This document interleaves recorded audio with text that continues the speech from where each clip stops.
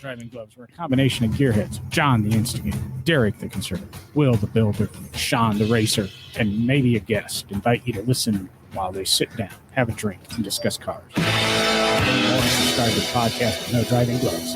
Time now. Well, it's No Driving Gloves, and for our poor Facebook viewers, we've been trying to do some and been experimenting with live streaming on normally Tuesday nights, but we jumped it to Wednesday tonight. And this is our first time debuting on our Facebook channel live. Whoa, so give us some feedback. Nobody told me it was on Facebook. Yeah, maybe I forgot to put it in the email. I can't remember. Okay. Well, I love the advice that the streaming service gives at the beginning before you even sign in. Good lighting will make you look amazing. Like, no. Have you seen us? Nothing will help make us look amazing. I was going to say, look at me. Sorry. No. Yeah. My podcast T-shirt, my Hawaiian-esque shirt here. Cheetah print, Hawaiian, whatever that is. It's not cheetah print. Well, actually, maybe it is. Well, we're not the fashion guru or the fashion podcast, but yeah, that's why it's No Driving Gloves. There is a very famous car collector. What's his name that does the little horsey stuff? The little horsey stuff. Would you be speaking of Ralph Lauren's polo brand, sir? Yeah, that might be it. I thought that was a little working man, and they were going hammering spikes in down the railroad. Yes, that's exactly what it is. Yeah. So have you been up to anything interesting this week? Up to anything or up to anything interesting? Two different questions. I have one question. Oh, okay. No, I have not. Basically just working a lot, and that's about it. Trying to play with cars every now and then. And yeah, that's about where I am. Yeah. Exciting. I'm typical me, podcasting, anxiously awaiting a call from Hyundai or Ford about my new trucks. Seeing how that goes. Getting back into the mini truck scene. Yes. You bet. Unfortunately, to get the 4,000-pound towing capacity out of the Maverick, which I just hate, Will's going to have to make me a new tailgate or something for that. I've got to go four-wheel drive. And I just hate the idea of lowering a four-wheel drive pickup. It should start too. It just seems to make it so much more complicated. But yeah, four-wheel drives are supposed to be lifted. We've had this conversation many times. Well, we're going to do it the Cyclone way, even though that's a GMC product. We'll maybe lower that Maverick and see what we can do to maintain that 4,000-pound towing capacity. So any aftermarket companies out there that would like to take this venture on, I've got a builder and I've got I hopefully will have a car loan. But so that's where I've been going with that. Did you happen to? So my question is, well, no. We got to go back to the mini truck thing, because I got to know if you're going to go full on like late 80s, early 90s mini truck. I mean, you putting a sound system in it, some big woofer, get some bass rolling. What are we looking at here? I don't know how far I would go. And actually, I was talking to somebody on one of the mini truck forums or Facebook pages, whatever they're called today, who wanted to build an authentic 80s mini truck. And it was so funny because these guys are saying, well, in the 80s, they were using air shocks. And in the 80s, they were doing this. And in the 80s, they were doing that. And I got on there and said, oh, wait a second. That stuff was in the 90s.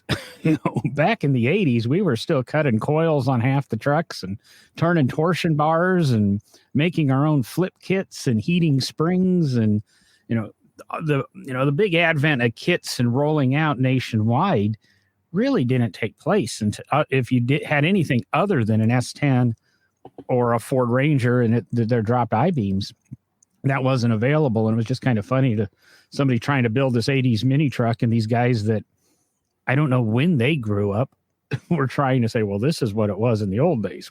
No, you weren't even in the old days yet. And the 80s had it a lot easier than the 70s. So I want to say it's fun to be old and watch these young guys try to do what we did back then, and they can't get that raw. And I don't know if I do a sound system anymore. It's it's weird. I mean, you can't enjoy it because I don't know. I think there's noise regulations and stuff, which I just heard today that speaking of noise regulations, did you see California? Porsche has elected not to sell the new GT3 Touring in California because it will exceed their noise limitations, which is something like maximum RPM and high gear, etc. And somehow they're right on the threshold, so they won't be selling the 2021 Porsche GT3 Touring in California. Whether that means you can register them there or not, I don't know, because I'm sure you can buy one in Vegas and drive it back to your house, but maybe you have to tag it in Vegas too. But first world problems for those guys in California, right? Well, it's shocking. I'm sorry. But because that's probably a big market for them. I mean, that's where a good chunk of money is, and that's where a good chunk of sports car enthusiasts and enthusiasts of those type of cars are out there. I mean, we saw it with the reveal of the C8 Corvette. They did it in California for a reason. The market is right out there. So, it's kind of interesting and scary at the same time, because I mean, I guess we all have seen this in the automotive hobby for years, or the automotive industry in general, but regulating the internal combustion engine and the car world into something smaller and different. I hate to get down that road, but here we are because you brought it up, John. Well, you know me, I'm good at bringing that stuff up. And it kind of goes, when I announced and did the post for the live stream, I put something up about California and already got into it with somebody on Facebook. That was me posting, and there's no driving gloves. That wasn't any of the other hosts. And, it's this meme that's been going around for 2 or 3 days where California basically told electric car owners that they can't charge their cars because of power shortages. Can somebody from California comment and maybe tell us what's up with your state? Now you want me to buy an electric car, and now you won't let me charge it. This just doesn't make sense. Honest truth, they just don't want you charging it during peak usage hours to relieve the power grid and all that other stuff. But isn't that been the concern with electric cars for a while now, is that the power grid can't keep up with it? And we've only got 2-3% of the cars at best in California that are electric. And we're already saying, slow down your charging. Well, that is, we've talked about it on the show, and everybody talks about it. That's one of the situations that has to come up is the infrastructure in America. I was just having a conversation with a friend the Monday this week, and we got on to the topic of internal combustion, electric, all that. And it comes down to a number of things. Don't get me wrong. And this was someone who has worked in the automotive industry at a fairly high level and knows the inner workings of the industry better than those of us who are not deeply ingrained in it. And we were talking, have a great conversation about it. And, started to discuss the, move from the horse and buggy and horse and carriage and horses to the early internal combustion engine, steam power, and electric in the late 1800s. And the struggle there, just as it is today with electric cars, was infrastructure. None of those options had an infrastructure. Horse and carriage, your horse, you had to feed it and water it and keep it alive and make sure it had energy to go. That was pretty well understood from hundreds of years of agriculture. Moving into the internal combustion engine, now, internal combustion, steam, electric at the time, we have to remember that really in the major cities in the US, that was green technology, because horses were leaving behind their manure that was not being cleaned up effectively. When horses would die in the street, they oftentimes would not get moved in the big cities for days. And that bred a lot of disease in the cities. So actually an internal combustion engine that, put out some emissions that may have smelled bad at the time, it wasn't making anybody die at the time, like the manure and the dead horse carcasses. Steam, same thing. It was much cleaner. And electric, of course, at the time was very clean, but also electric, not many people had power outside of the major cities at the time. So it really was a city car that mostly women drove. There were men that drove them, but they became popular with women. And until the infrastructure became better for one of those options, at the time, internal combustion, because you were able to get fuel at hardware stores, blah, blah, blah. And of course, the electric self-starter came about, which made it much easier to start a internal combustion engine. That's what allowed the internal combustion automobile to really take hold in America and move forward. It's where we are right now. Well, it's where we are right now with the move to electric. There has to be some major steps made along the way to get us into that next evolution of transportation. Well, and you go way back to the beginning of the petrol powered automobile and how it became, slowly became accepted because we didn't have the range and the durability, and electricity wasn't everywhere in 1900, 1910, 1920. Well, a little bit better in 1920. But I think that's a little bit where we are with electricity, or the electric cars right now. Is in the early days of the gas automobile, there weren't filling stations everywhere. You would, like you said, buy your gas in bottles at the hardware store and take it with you and fill. It's just like going in and buying a Mountain Dew like I have here all the time.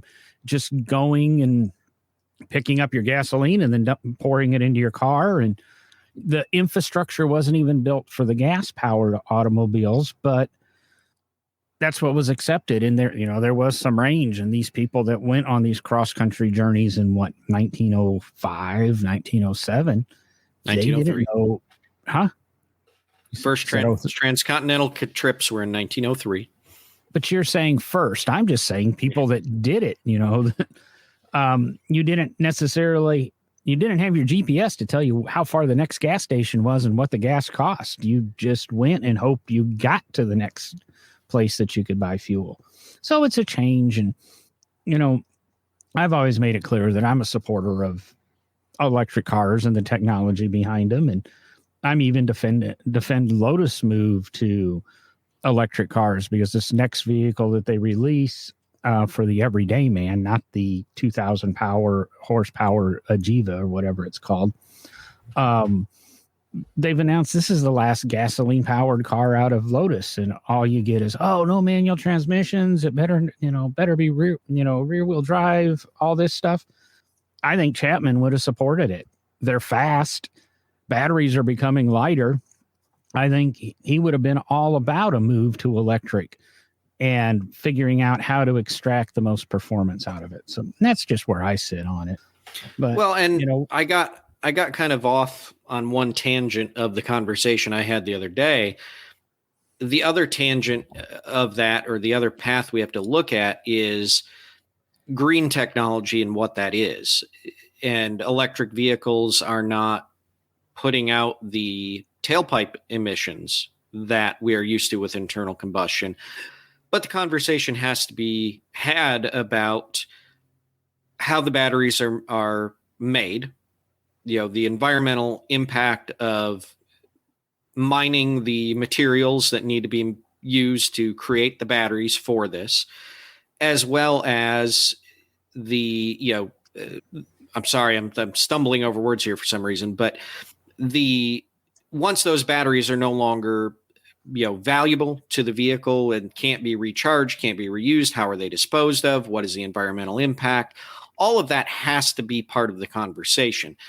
I'm not saying one thing or the other, because it gets into a lot of political discussion, which we don't need, but all sides of the coin have to be discussed, looked at, and thought about, because you also have to generate the electricity that's going to charge the batteries. And how is that going to be done?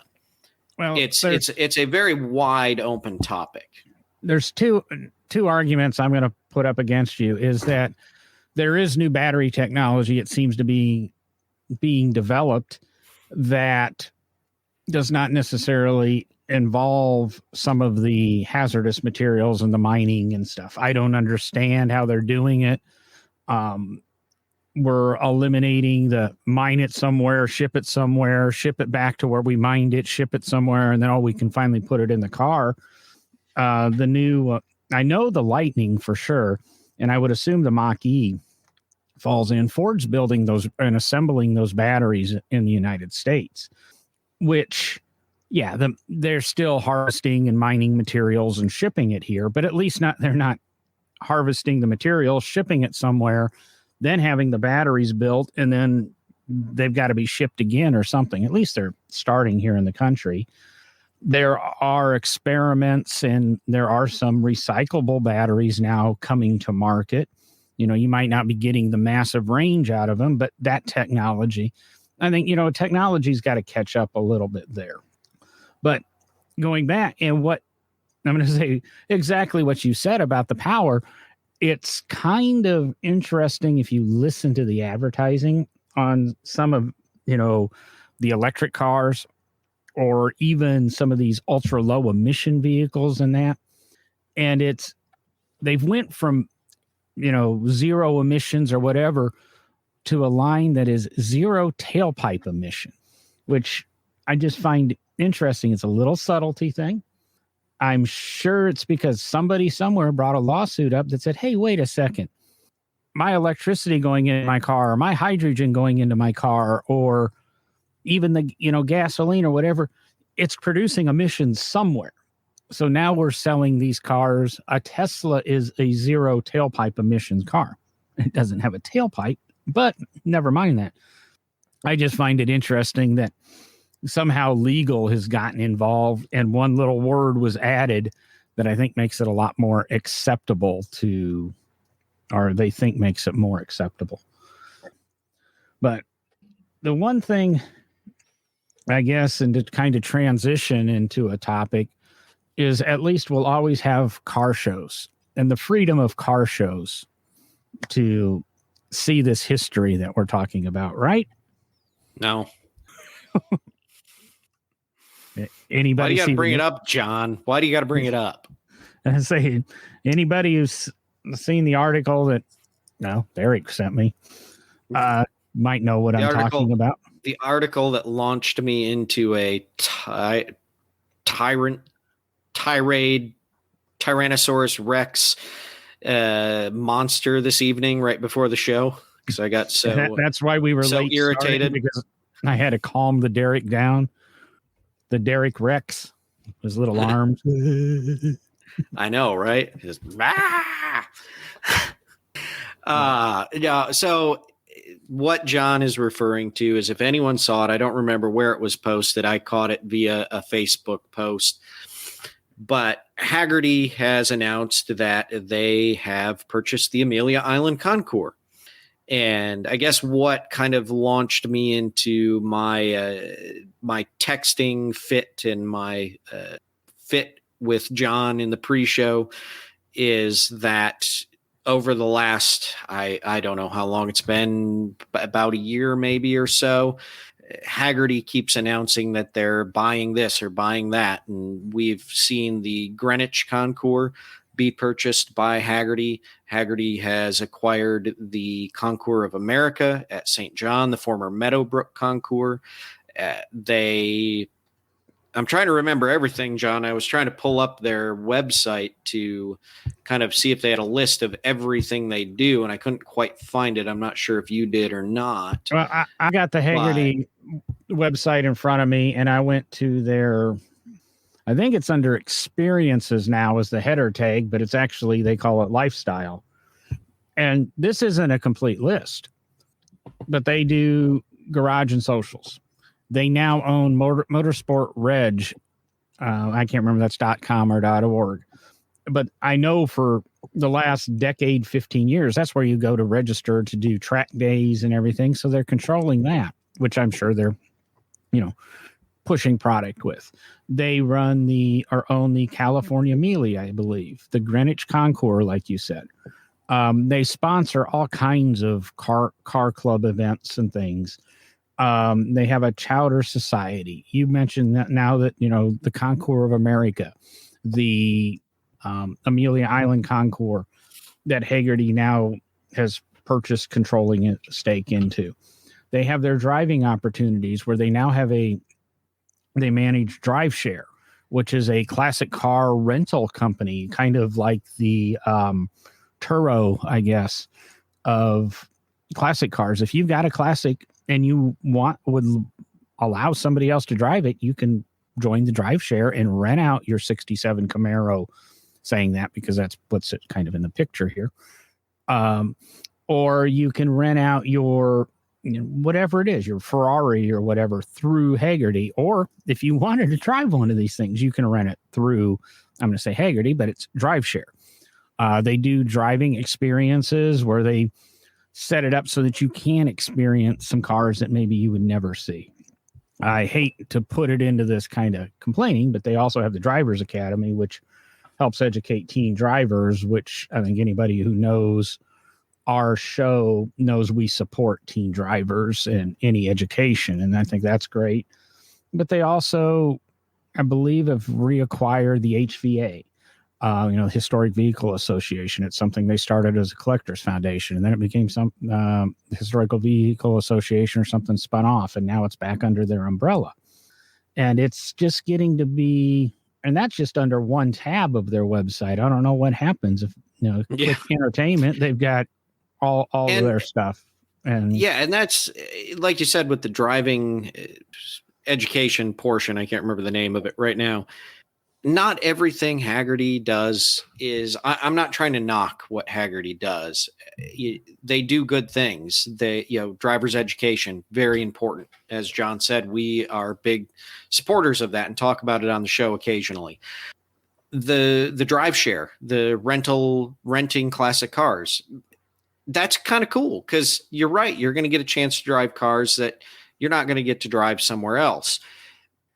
But I guess the unique thing about the car show world, the concours, and I mean, and again, not knocking Hagerty, not knocking the Henry Ford, not knocking any other institution that does anything like this, but Hagerty is also the main sponsor of both Motor Muster and Old Car Festival at the Henry Ford now. And my question just becomes, and it's more of a question. The interesting thing, and I think the unique and fun thing about the concours and these shows is that they all have their own feel and their own vibe. And Bill Warner down at Amelia worked very hard to create a certain feel to the Amelia Island Concours versus what Pebble Beach is, versus what the Concours of America is, versus whatever other concours is out there, Keels and Wheels, all of those. When you get a company to come in and buy the concours up, basically buy this up as a business or as a venture, you're going to get the brand marketing. You're going to get the Hagerty brand infused. No matter how much you say, we're going to keep the unique feel, we're going to keep this, you're going to go to the Amelia Island Concours and you're going to see Hagerty branding everywhere. It might still be different cars, but you're going to go to the Concours of America later in the year and you're going to get bombarded with the Hagerty brand. You're going to the same show with different cars now, just in different places around the world. That's my take on it. And it worries me for the future of these shows, because how many of them are going to survive all branded under the Hagerty umbrella? Is that really going to be feasible to have this many concours all falling under the brand of Hagerty, and it's either its experience branch or its entertainment branch of the company? It just it worries me, and it's I hope it doesn't turn out disappointing. That's where I am. I don't see it necessarily eliminating these events and that, but what made these events nice and interesting is the uniqueness of every one of them. And you talk about branding, and honestly, I don't care if Coker Tire comes in and sponsors the whole thing. I don't care if Hagerty comes in and sponsors the whole thing. I don't care if Barrett Jackson comes in and sponsors the whole thing. But the problem is, since they own a controlling interest, or they own an interest in these places and these events, I very much see a team being created, a corporate team that develops each of these shows. And yeah, it might really help, say, keep unique cars, and you won't go to the same, 3 events in the year and see the same, whatever you might call it, I'm not even going to use a car name, but the thingamajigger by so-and-so that's a 1932 that's 48 feet long or whatever, Cruella DeVille's car. They might be able to keep that. Oh, that's at Pebble this year, and we're not going to allow it to be showed at any of our, or shown at any of our other shows.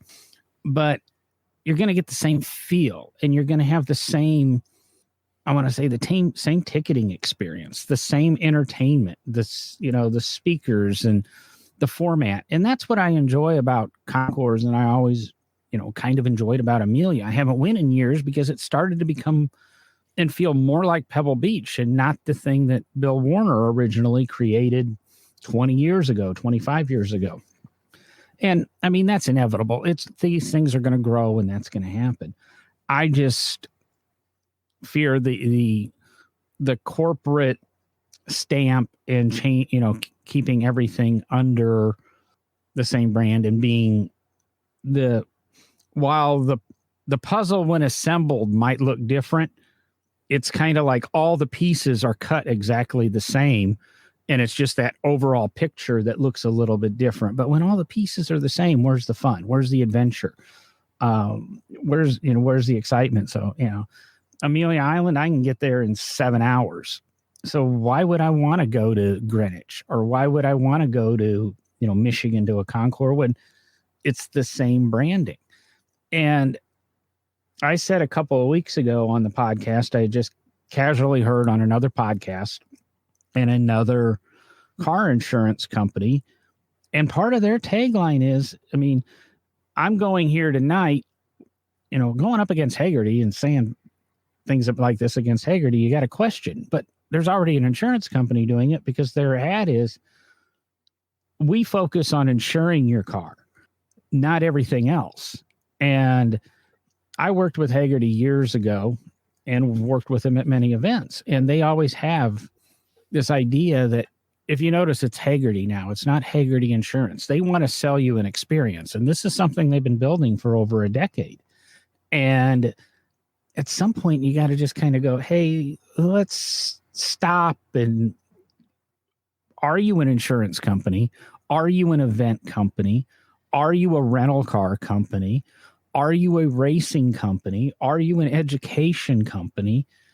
It's good to be diverse, but it's like the Swiss Army knife of automotive companies. You can't do it all and do it all well.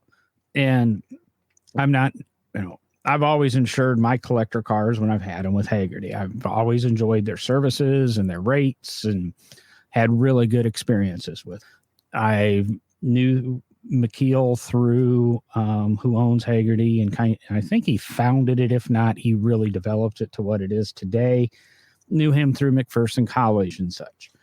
But they never would give me a job, so I don't mind, kind of antagonizing them. But I'm with Derek. they've got to look at it and maybe go, whoa, whoa, whoa, or there's nobody else who do you go to? Everybody wanted to knock on the door of Hagerty and, well, Hagerty sponsor it. Well, Hagerty sponsor it. And guess what? They sponsor everything now. And I'm trying to think of. Well, I'll jump in, and kudos to McKeel for having a successful company. There's nothing wrong with that. That's America, right? But yes. I guess what also kind of, I hate to say, like rubs you the wrong way or anything like, but it's just, to me, there's a feel from Hagerty with some of these moves that they're trying to control and tell you what the collector car lifestyle or the collector car hobby should be. They're trying to create the collector car experience and the collector car. And I guess to me, that's the unique thing about the collector car world is everybody's in it for a different reason. Everybody's in it to have their own experience and their own version of fun with their collector car. And I feel like what Hagerty is doing with these moves is trying to basically create as I said, kind of a, this is if you own a collector car or classic car, this is the type of world you should revolve in, and these are the things that the collector car community do. And there's just something that just doesn't feel right, and I don't know what that is yet. But well, I'm looking at it. Go ahead. I'm looking at it, and I guess I'm looking at it from an auction company standpoint. Everybody thinks every auction's Barrett Jackson, and it has a huge impact. And they were just the first people to televise their auction. And so that's what people expected out of an automobile auction. And fortunately, Barrett Jackson, has a half dozen events now a year, but they're not an RM Sotheby's. They're not a Mecum. Every auction's a little bit different. But say Barrett Jackson decided to go on a buying spree. I mean, Craig Jackson's got the money to do it and the power to do it and the sell-through rate that it wouldn't be that inconceivable of him going and buying up a lot of the smaller auction companies or merging, say, with a Mecum. And then all of a sudden, the uniqueness of the Mecum auction goes away. Or Russo Steel with Drew Alcazar. I mean, he gets down there and right in the thick of things, and he's in the ring with the bidders, and he likes that kind of a circus thing, which 20 years ago, Barrett Jackson was kind of that, but they had to, I think as our guest said a couple of weeks ago, they had to learn how to time cars going through and working with TV schedules and advertiser schedules, and it's become a Hollywood production. And Mecum, I mean, Dana Mecum's down there in the thick of things with the bidders, but Craig's out in the crowd talking to the bidders, and it's a different, just everything's a little bit different about each one of these auctions. And if somebody started coming in and buying them up, and I mean, we used to have Sotheby's and we used to have RM as separate companies, and they've merged and they had very similar auction platforms. But I think RM was a little bit, to me, it was always a little bit edgier than Sotheby's. And, Bottoms could easily merge into that group and you wouldn't notice a huge change. But all of a sudden, if they brought in, a Russo Steel, or they brought in a Mecum, or they brought in a Barrett Jackson or a Leakey auction, it would change whatever they brought in. And there's no doubt that, Hagerty's going to come in and do this. And, Hagerty's a huge sponsor. It really amazes me. Hagerty really doesn't have a podcast. That's about the only medium they're not in. And I've actually tried to talk to them about it a few times. But, it's a space they're not in. But I don't know. It's just they're everywhere. And, I've thought a couple production ideas in that, and I'd love a sponsor. Who do you go to? First company that pops into your head is Hagerty. And it used to be maybe Year One, or it used to be Coker Tire, but Hagerty is that's the go-to name. And no offense or no insult to McKeel, that's the go-to name. And that's, I think, what the overall thing is when it comes to thinking, collector car insurance, Hagerty's on the front because they are everywhere. And I've got, like I said, I've met McKeel, and I've bumped into him, and he's kind of remembered me. But I also know a lot of other people that work at Hagerty, on all kinds of levels. And I know some people that have worked at Hagerty and have left and moved on. And it's always a great company to work for. They've got excellent benefits, excellent pay. I think it's hellacious travel if you're in one of their field teams. But I'm kind of with Derek, is that let's hold our horses a little, or maybe somebody needs to step up and start buying into some of these concours. But who is there? There's a question for you, Derek. Put Hagerty out. Who's next in line that could do something like this? Is there even a single entity out there that you think has their act together enough to even try to launch an offensive against Hagerty? That's a great question, John. And that was a stall tactic. Well, it's like I said, you used to think, Corky Coker used to do a lot. And, now Corky's kind of retired from the business and moved on. They still have an event in Chattanooga and things, and he's still in touch. But, I remember Coker stuff. And, if you're in British, there was always, you could go to Victoria British, or you could go to Moss Motors, and they would help sponsor British stuff and, send you stuff for your car shows and that. And Year One would do it for your Chrysler stuff. And but I don't think any of those could launch the kind of offensive, because Hagerty isn't British cars. They aren't muscle cars. They aren't brass era cars. They aren't sports cars. They aren't Japanese cars. They're everything. And, I don't know who anybody who is encompassing on this planet as they are. And it says a lot to their brand and what they've done. True. And I would agree with that. I think anybody else out there is what I would call a niche market company. Like you say, there's the British car companies, there's the muscle car groups, there's all the different, let's take in the VW, and oddly in the VW and Corvette world, Mid-America Motorsports, pretty big company, but they're not going to go up against Hagerty. They have two niche markets, and that's what they do. I'm trying to think of some of the other groups that are out there. Restoration Supply Company out in California. They're strictly early car stuff, brass era, horseless carriage, and really pre World War II, mostly, let's call it. There's all these. Say, I'm only coming up with one other group that kind of has their hand in all the pots, in the Corvette pot, in the GM pot, in the Ford pot, in the Mopar pot, in the import pot, used to be the kit car pot. And that's Carlisle. They even, they're in the antique car stuff. Carlisle, but they're Pennsylvania, and they're their little section of Pennsylvania, Carlisle, and Hershey's just down the road. And Carlisle is expanded. They still do they've got a couple of events they handle in Florida.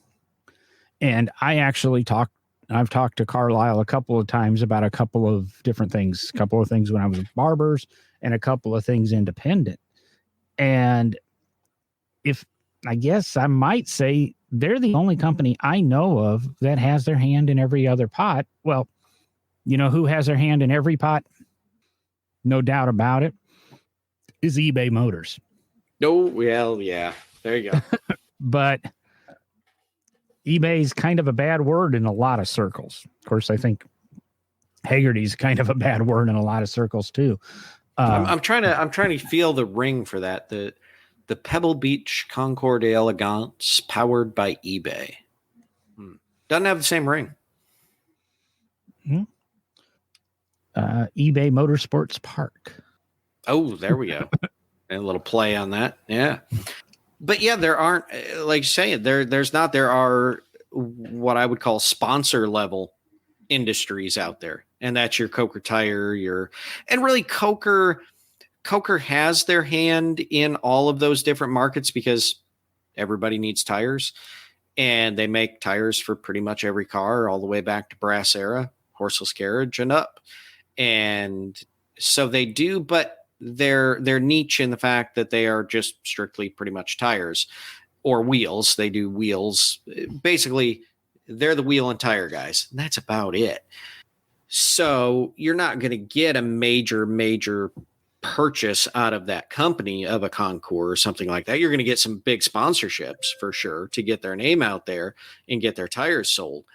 But yeah, it is. Hagerty has a business plan. Obviously, they have probably a strong strategic plan of what they're doing over the next 5 to 10 years. And like I said, kudos to McKeel and his team for having such a successful company. But what I hope it doesn't do is,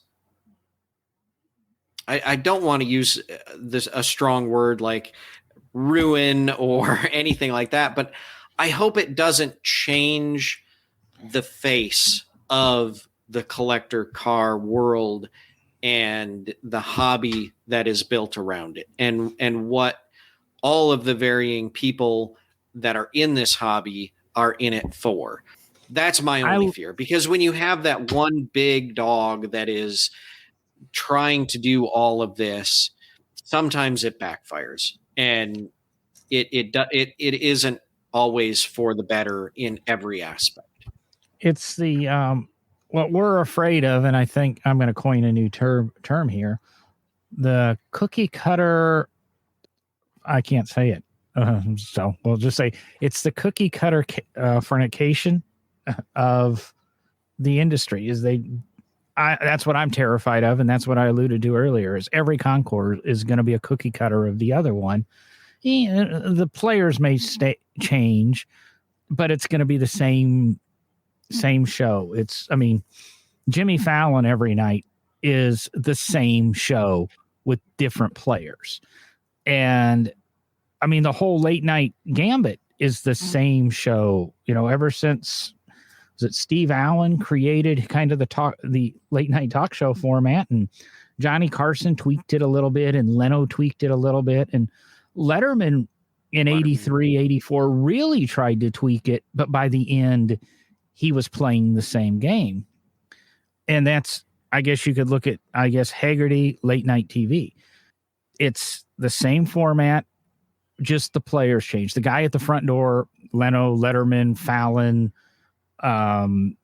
Carson, I can't think, Arsenio Hall. I guess Arsenio really tried to change it up a little bit, and I don't watch a lot of late night TV.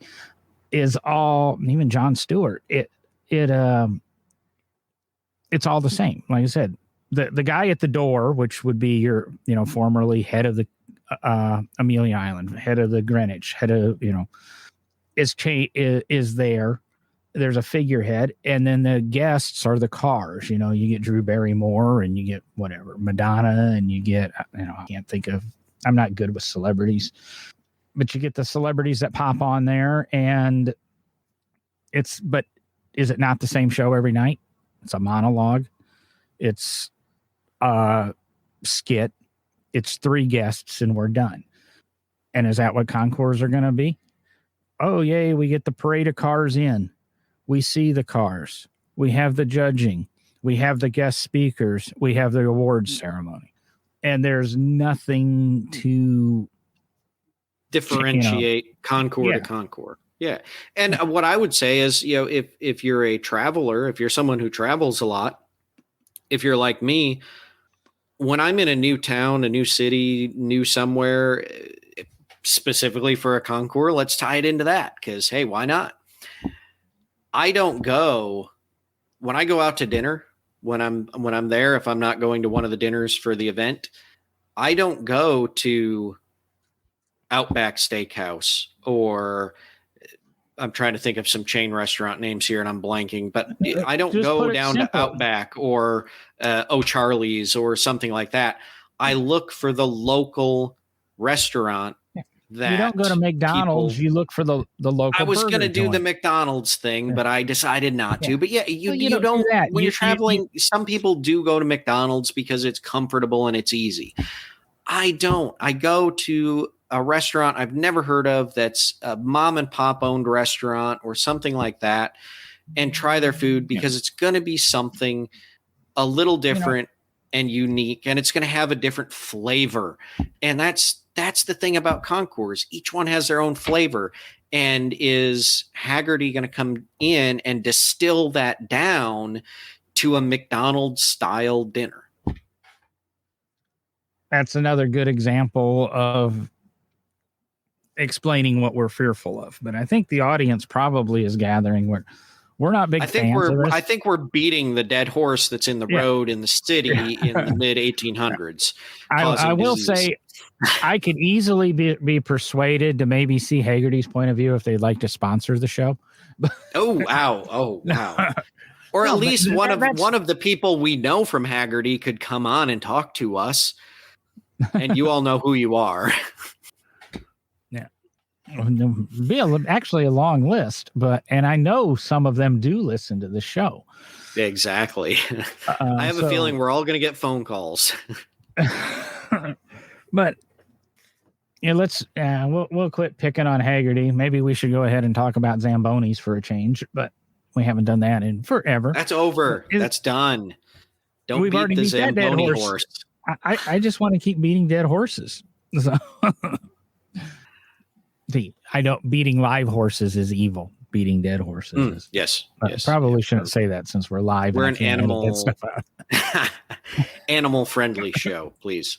No animals are ever harmed in the making of no driving gloves. That's another reason we don't wear driving gloves, because they're typically leather, and that's not right. Yeah. Well, I mean, we're big fans of horses. Look at Will. He puts 4, 5, 6, 7, 800 horses under the hood of every car he builds. Exactly. We love horses. Horses, horsepower, all of it. Well, so what else is going on in the car world other than Hagerty and electric cars? Did have something hit my email today. Can I call this up quickly? I hope something so. I said, maybe I could. What was this thing on here? That's a guest that wants to talk to us.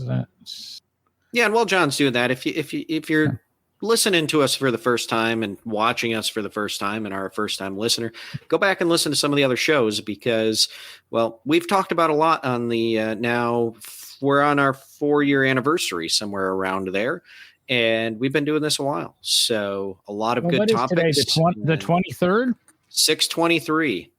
The first episode released 6/24/2017. And neither of us have a drink tonight to celebrate 4-year anniversary. Well, now that we're doing this live stuff, I don't think drinking is appropriate. So I've made it a dry show again. Maybe we'll change it back. I mean, I'm glad I know that because I almost had a glass of wine tonight. So, Matt Farah kind of joked with us last year when we had him on, and we told him everything was in the pre-show. We said to him, "Now we don't cuss on this show." And he goes, "How's that working out for you?" He had kind of a really good point there, but I just like to kind of keep it a little bit nicer. We do try to be family friendly, but because that's what the car hobby is, though. It's family friendly, and it's getting the next generation into the car hobby. And you're not going to do that by sitting here and cussing each other out. And in my humble opinion, that's not the way we're going to get the next generation involved. It's not the way we're going to get families involved, is to sit here and cuss and cut down things and yell at each other and do all that kind of stuff. So, well, I put up the website there on the screen. You can go there and catch all of our back episodes. I can't remember. This is going to be episode 176, 177. We're back on track with doing the weekly thing.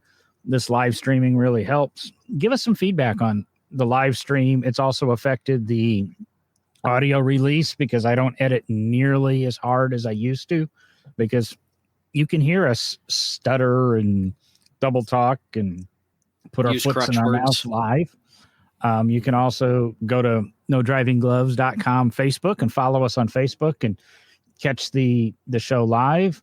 I haven't created the YouTube link, but within an hour, you could go to nodrivinggloves.com YouTube and subscribe to the channel there. And look at that. I've even got one to go buy us a coffee. If you really like what you're hearing, Jason Hill last week, was a guest. He's bought us a lot of coffee. And that's not why he was on the show. He honestly won the contest. But, I heard somebody, I was listening to an interview with Adam Curry. VJ on MTV is probably where he's best known, from the mid-90s. He's also the, quote, one of the two inventors of podcasting as we know it. And think of what, you go to see a movie, and it's going to cost you $15-20 by the time you even buy a candy bar, and hopefully we entertained you for an hour. So what's $3 to us? Yeah, but John, did we give you $3 of value tonight? you get public TV for free. That's the problem. Well, we got to pay for this. There's a lot better stuff. There's a lot better stuff out there on public TV. If you want to keep the Hagerty ads out of here.